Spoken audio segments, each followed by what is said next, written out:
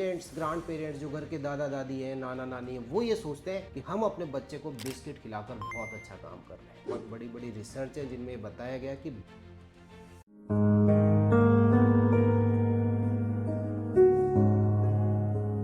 Welcome parents.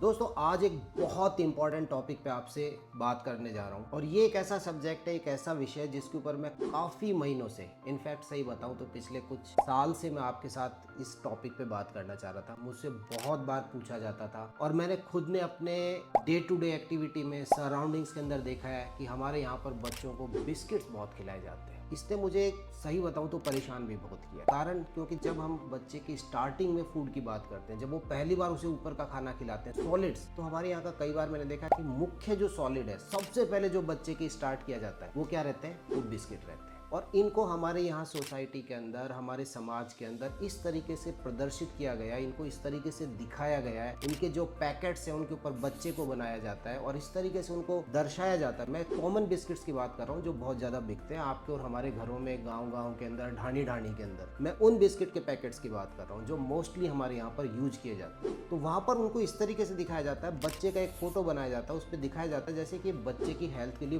बहुत जबरदस्त चीज है, बहुत अच्छी चीज है। और पेरेंट्स, ग्रांड पेरेंट्स, जो घर के दादा दादी हैं, नाना नानी हैं, वो ये सोचते हैं कि हम अपने बच्चे को बिस्किट खिलाकर बहुत अच्छा काम कर रहे हैं। आज के इस वीडियो में मैं आपके साथ इन बिस्किट से होने वाले कुछ नुकसान के बारे में बताऊंगा जो आपके बच्चे को उठाने पड़ेंगे। और अभी जैसे मैंने आपको बताया कि जैसे ही हम सॉलिड्स स्टार्ट करते हैं तो ज्यादातर जगह पे क्या दिए जाते हैं? दूध और बिस्किट के रूप में बच्चे को स्टार्ट किया जाता है। और मैंने आपको बताया कि बहुत बड़ी बड़ी संस्थाएं, बहुत बड़ी बड़ी रिसर्च है जिनमें बताया गया कि बच्चे के खाने में आप उसे कम से कम 2 साल तक उसके खाने में एडेड शुगर का यूज नहीं करें। मतलब उसके खाने के अंदर ऊपर से जो शुगर है वो हमें यूज नहीं करनी है। अब बात करते हैं बिस्किट्स की। ये बनते कैसे हैं? देखिए, बेसिकली ये किससे बन रहे हैं? ये बन तो रहे हैं गेहूं से ही, ठीक है ना।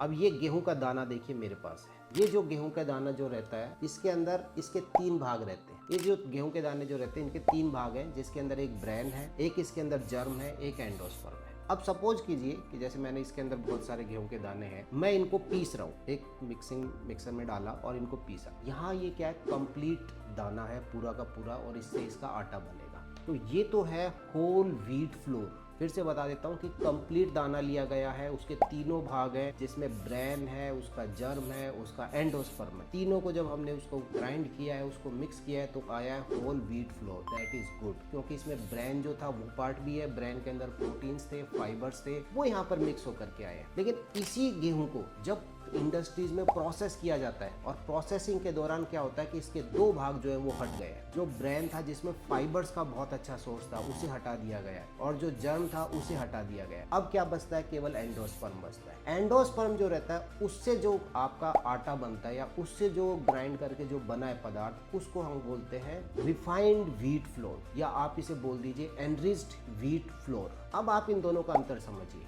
होल व्हीट फ्लोर जिसमें कि हमने कंप्लीट दाना लिया गया था, और रिफाइंड व्हीट फ्लोर या एनरिच्ड व्हीट फ्लोर जिसे आप मैदा भी बोल सकते हैं। अब यहाँ इसकी जरूरत क्या पड़ी थी? क्यों हमें मैदा का निर्माण करना पड़ा? या हमने उसके जो अच्छे भाग थे, जिसमें विटामिन बी था, जिसके अंदर फाइबर्स थे, जिसके अंदर प्रोटीन्स था ब्रेन के अंदर, उसे हटा दिया गया और फिर हमने मैदा को बनाया गया। इसके 2 बड़े फायदे होते हैं। किसको फायदे होते हैं? हमें फायदे नहीं होते, ये फायदे होते हैं कंपनीज को। एक तो इसकी शेल्फ लाइफ बढ़ जाती है, ये जल्दी से खराब नहीं होगा, और दूसरा जो बहुत बड़ा फायदा है, ये जीभ को बहुत स्वाद लगता है। और इस मैदा से, ये जो रिफाइंड व्हीट फ्लोर है, इससे किसका निर्माण होता है? बिस्किट्स का। ये लंबे समय तक खराब नहीं होंगे, ये एक प्रोसेस्ड फूड है। और दूसरा, इसके अंदर मिठास है, इसके अंदर एक टेस्ट है, स्वाद लगता है। आपने मैदा से बनी हुई ज्यादातर चीजें देखी होंगी, हम समोसे खा रहे हैं, हम बाहर कचौरी खा रहे हैं, मैदा से बनी हुई बहुत सी चीजें। आप जब उस चीज को खाएंगे, आपको एक तलब रहेगी, आपका जो एकदम से रिवार्ड सेंटर है उसके ऊपर एकदम से उसे लगेगा कि हाँ, ये चीज बहुत अच्छी है, इसे बार बार हम कंज्यूम करें, इसे खाएं। तो ये आपको एक एडिक्शन देता है, और यही चीज कंपनीज को चाहिए कि उनका माल बिकता रहे। और ऐसा का ऐसा एडिक्शन आपको बिस्किट्स के अंदर मिलेगा। आप जब बच्चे को बिस्किट्स देते हैं तो वो उसे एक्सेप्ट करता है, तो आपको लगता है तो बहुत बढ़िया चीज है। मेरा बच्चे को मैंने फ्रूट्स दिया, फ्रूट्स तो खाई नहीं उसने। आपने वेजिटेबल्स दी, उसमें तो बिल्कुल भी मिठास नहीं है, जो कि सबसे अच्छी हेल्दी है, वो भी नहीं खाई। लेकिन जब आपने बिस्किट्स दिए, उसने एक्सेप्ट करा। और क्योंकि सोसाइटी के अंदर ये प्रचलन में है कि बिस्किट तो बहुत हेल्दी है, आपके बच्चे ने एक्सेप्ट कर लिया। नाउ यू आर हैप्पी, आप उसे और खिलाएंगे, बच्चा और खाएगा। तो ये जो मैदा है, जो एनरिच्ड व्हीट फ्लोर है, ये जो रिफाइंड व्हीट फ्लोर है, ये हेल्थ के लिए सही नहीं है, आपके बच्चे के लिए सही नहीं है। आज मैं आपको बताता हूँ कुछ इसके बारे में। मैंने एक चीज़ तो ये बता दी कि यहाँ फ़ायदा किसको हो रहा है। यहाँ फ़ायदा बच्चे को नहीं हो रहा, आपको नहीं हो रहा, यहाँ फ़ायदा हो रहा है कंपनीज़ को। इसकी सेल्फ लाइफ बढ़ गई है, इसका टेस्ट बढ़ गया है, तो इस वजह से इसका कंजम्पशन बढ़ गया है और उनका मनी मेकिंग बढ़ गया है। इसके अंदर एम्प्टी कैलोरीज है। एम्प्टी कैलोरीज हम क्या बोलते हैं? एम्प्टी कैलोरीज का मतलब है कि ये न्यूट्रिएंट लेस है। इसमें बच्चे को बहुत अच्छी चीज़ें नहीं मिलेंगी, एक्सेप्ट कि उसे कैलोरीज तो मिल जाएंगी, उसका वजन तो बढ़ जाएगा, लेकिन बहुत अच्छे न्यूट्रिएंट्स जो हैं वो बच्चे को नहीं मिलेंगे। इसके अलावा इनके अंदर प्रिजर्वेटिव्स का यूज किया जाता है और ये प्रिजर्वेटिव्स जो होते हैं ये बच्चे की बॉडी के लिए अच्छे नहीं रहते। बेकिंग सोडा का यूज किया जाता है, उसके अंदर क्या रहता है? एसिड रिफ्लेक्स रहता है। इवन बहुत से बच्चे जो इंसुलिन सेंसिटिव होते हैं, मैं सब बच्चों की बात नहीं कर रहा हूँ, लेकिन ऐसे बच्चे जो शुगर को एकदम से हैंडल नहीं कर पा रहे हैं, क्योंकि देखिए बिस्किट्स को जब कंजम्पशन किया जाएगा, दूध और बिस्किट को मिला करके जब आप खिला रहे हैं तो सडनली शुगर के लेवल को बढ़ाएगा। और ऐसे बहुत से बच्चे होते हैं जिनका मूड स्विंग होता है, वो एकदम से जैसे शुगर बढ़ेगा एकदम इंसुलिन निकलेगा, शुगर को डाउन करेगा। शुगर को डाउन होने के बाद हमारे दूसरे हार्मोन्स निकलेंगे, स्टेरॉइड्स हार्मोन्स जो है, कॉर्टिसोल वगैरह, वो उसको शुगर को फिर अप करेंगे और ये एक तरह का अफेक्ट आएगा जिसे हम बोलते हैं रोलर कोस्टर इफेक्ट। कभी ऊपर जाएगा, कभी नीचे, ऊपर नीचे। जैसे शुगर का लेवल ऊपर नीचे होगा उसी के हिसाब से बच्चे का मूड भी स्विंग होता है। ऐसे बच्चों का मूड स्विंग जो रहता है वो ज़्यादा रहता है। इसलिए हम कहते हैं आप ऐसे जो भी फूड आइटम्स हैं जो सडनली शुगर के लेवल को बढ़ा रहे हैं, बहुत तेजी से ब्लड के अंदर शुगर के लेवल को बढ़ा रहे हैं, वो बच्चे की डाइट से दूर कीजिए। हमें ऐसे फूड आइटम्स बच्चे के डाइट में देने हैं जो धीरे धीरे, स्लोली, ग्रेजुअली, धीरे धीरे शुगर के लेवल को बढ़ा रहे हैं। तो यहाँ पर एक स्पाइक्स इसके अंदर आ सकता है। इसमें जो प्रिजर्वेटिव यूज किए जा रहे हैं वो खराब है। इसके अलावा इसमें शुगर कंटेंट बहुत यूज किया जाता है।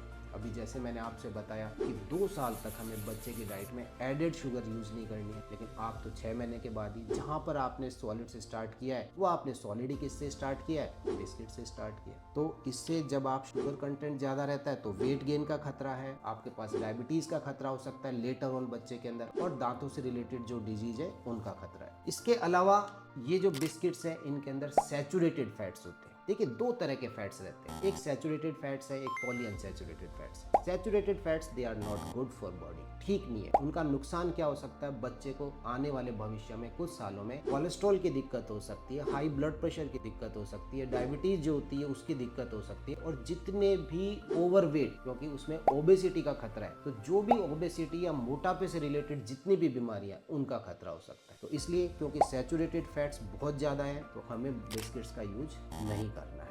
और हम यूज करते क्यों हैं? क्योंकि कुछ तो हमारे यहाँ पर विज्ञापनों में दिखाया जाता है। आप टीवी देख रहे हैं, रेडियो देख रहे हैं, या दूसरे कोई भी मोबाइल पर देख रहे हैं, वहाँ पर हर जगह पर बिस्किट्स के ऐड आते हैं। आपको लगता है कि यस ये तो बहुत हेल्दी है बच्चे के लिए, इनफैक्ट वो ऐसा नहीं है, वो बिल्कुल भी ऐसा नहीं है। और मदर्स कई बार अपने जॉब के अंदर बिजी रहती है, उन्हें लगता है कि खाने को जो हम घर पे बनाएंगे उसमें टाइम लगेगा, उससे अच्छा है कि हम जो पैक्ड आइटम्स हैं वो बच्चे की डाइट में फटाफट देते हैं। और याद रखिए ये जो पैक्ड आइटम्स हैं, जो आपके पास में डब्बा बंद चीज़ें आती हैं, ज़्यादातर केसेस में बच्चे की हेल्थ के लिए ठीक नहीं रहती। Biscuit is one of that. बहुत जल्दी आपने निकाला बिस्किट के पैकेट को, थोड़ा 1-2 बिस्किट लिए दूध के साथ, या आपने प्लेट में 3-4 बिस्किट दिए चाय के साथ में, आपको लगता है कि बहुत अच्छा ब्रेकफास्ट है, बट बहुत ब्लंडर है।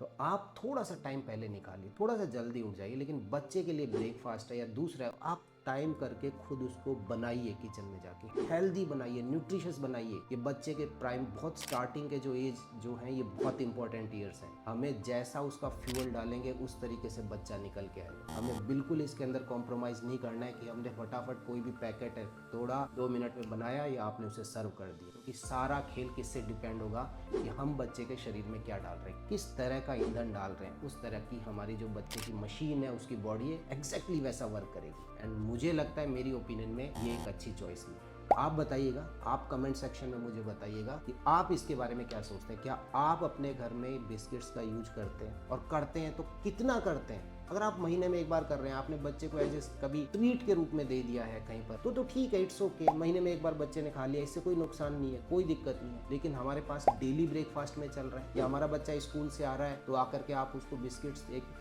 पैकेट, 2-2 पैकेट ऐसे खत्म कर देते हैं बच्चे।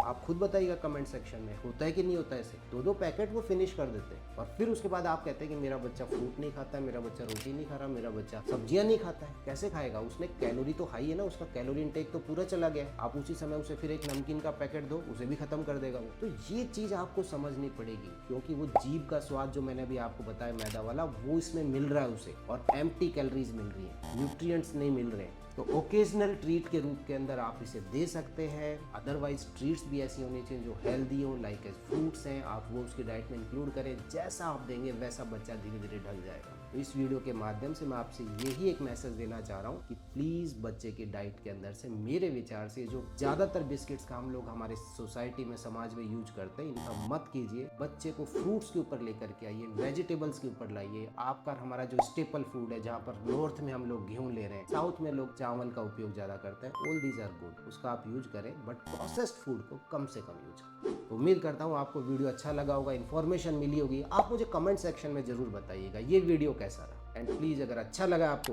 तो लाइक करें, शेयर करें एंड चैनल को सब्सक्राइब करें। Thank you.